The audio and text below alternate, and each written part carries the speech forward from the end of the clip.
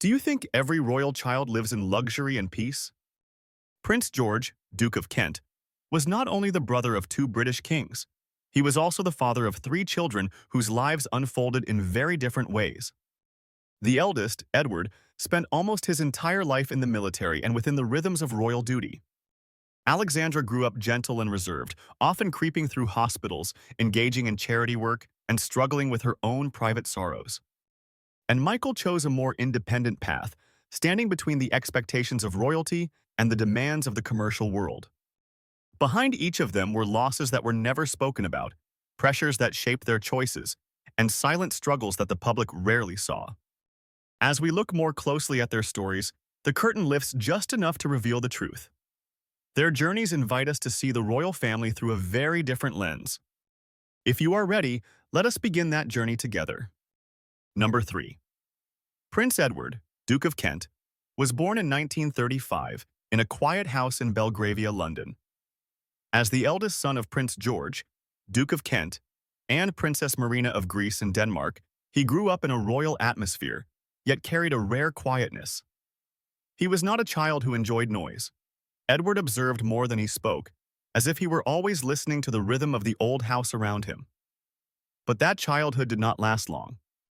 When war spread across Europe, the familiar calm of his home was no longer whole. One morning in 1942, just after the air raid siren faded, the adults walked into his room and told him news no child should ever hear. His father had died in a plane crash while on duty. In that moment, the house seemed to stop breathing. Edward stood there, small, not yet understanding the cruelty of war, but forced to face the first loss of his life. Overnight, he went from being Edward to being the Duke of Kent. The weight of a title fell onto the shoulders of a 6-year-old boy. Far too soon, and with no alternative. After that, his childhood seemed to divide into two lives. One was the simple days at Ludgrove and later at Eton, the laughter of friends, long, peaceful rowing sessions on water flat as glass. Each time the oar cut through the surface, he seemed to breathe a little deeper, forgetting the rituals waiting ahead. In winter at La Rose, he sped down white slopes, letting the cold wind strike his face. A kind of freedom no royal instruction could ever teach. The other life was the shadow of his lineage. He was the grandson of King George V, the nephew of King Edward VIII and King George VI, and the cousin of Elizabeth, the girl who would become queen. These truths followed him as he grew.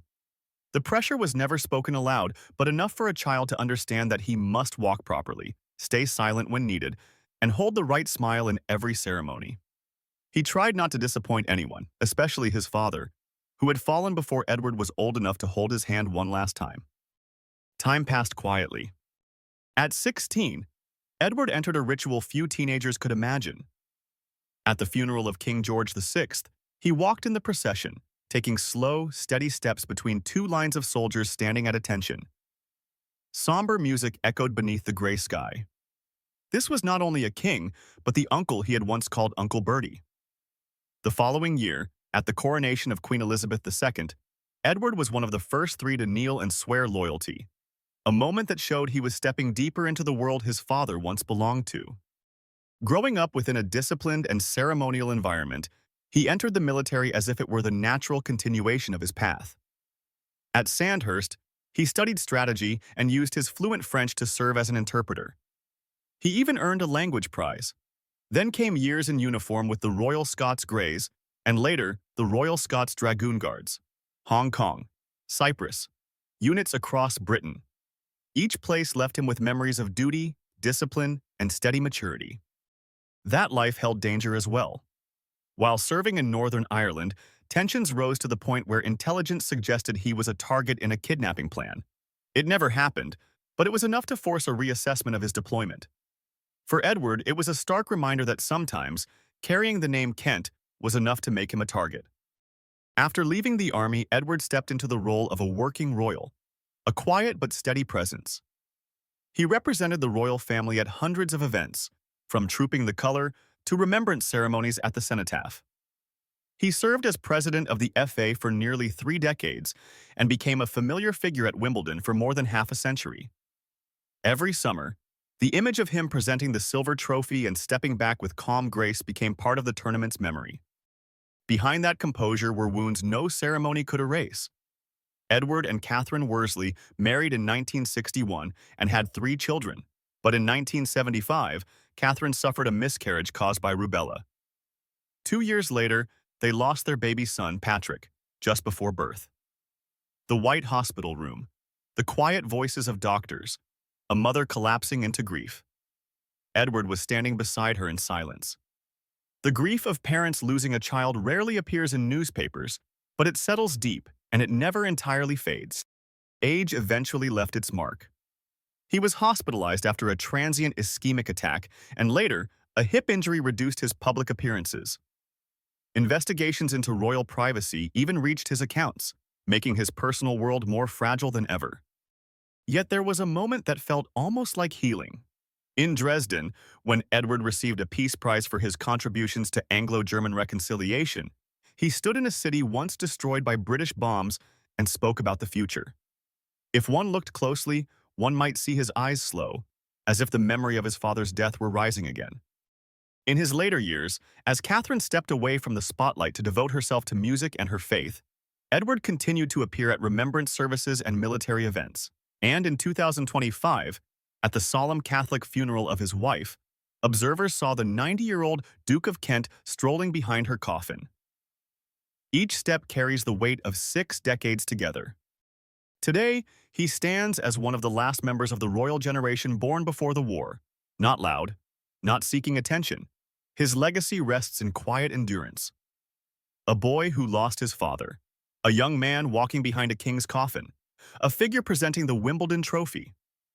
An elderly duke remains steadfast in upholding the family traditions, silent yet never absent. Number 2. Princess Alexandra, Lady Ogilvy. She was born on 25th of December 1936, on Christmas Day, in a quiet London home. She was the second child of Prince George, Duke of Kent, and Princess Marina of Greece and Denmark.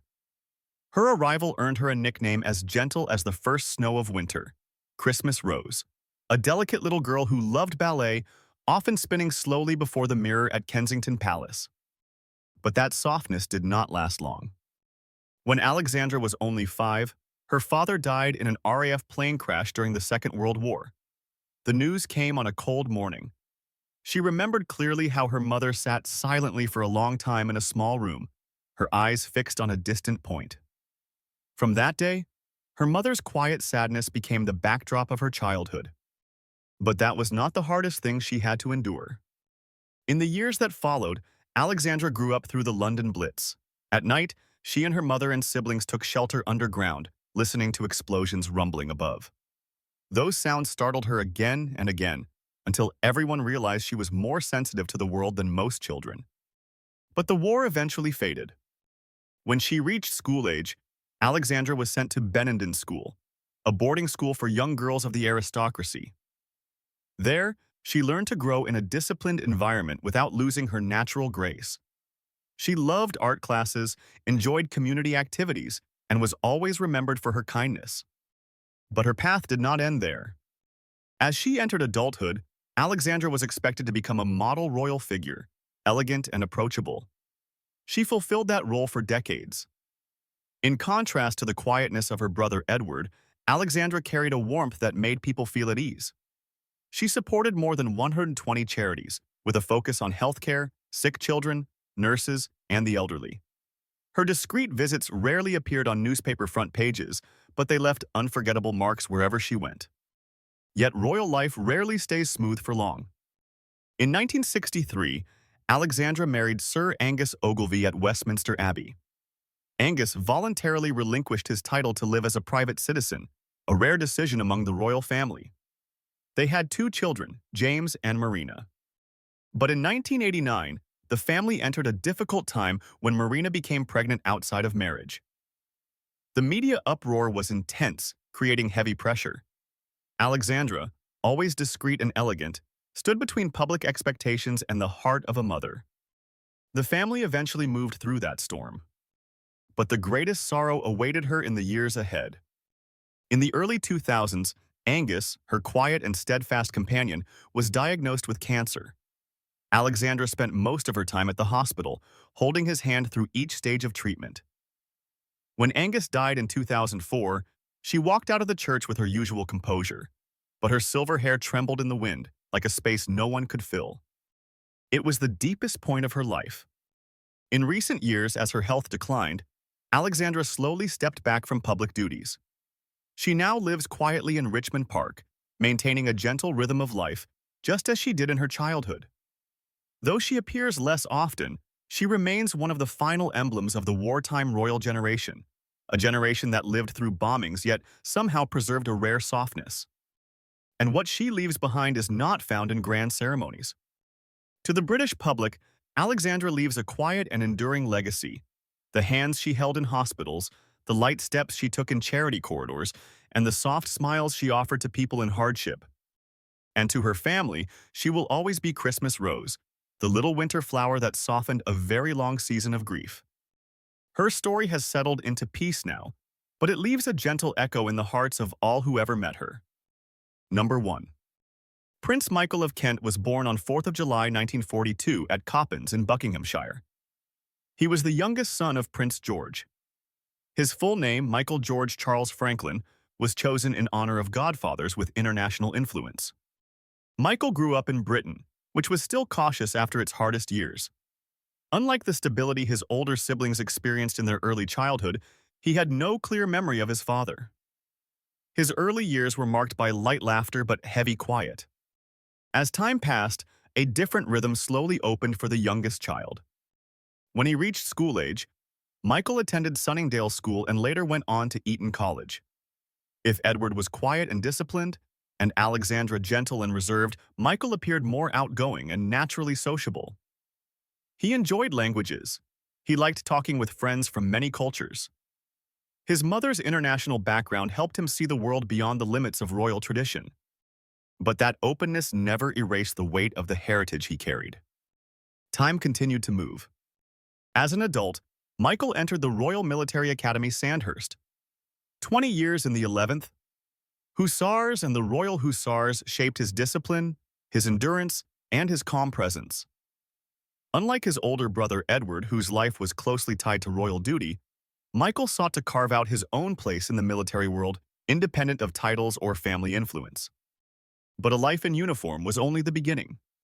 After leaving the army, Michael chose a different direction. He did not become a full-time working royal. Like some members of the royal family who sought independence, he stepped into the world of business and international engagement. Yet he always stood between two worlds.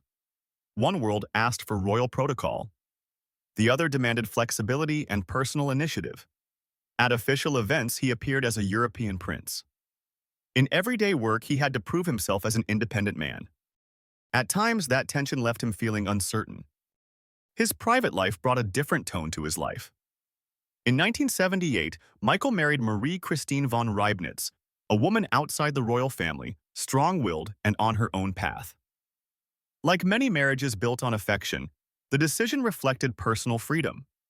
He accepted the differences in her background and her life direction. They had 2 children, Frederick and Gabriella, each growing in their own way, stepping further from traditional royal expectations. That small family became the anchor that helped him stand steady through quiet pressures.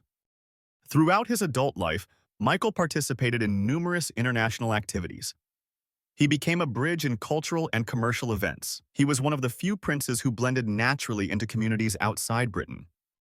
Today, in his later years, Michael appears less often in public.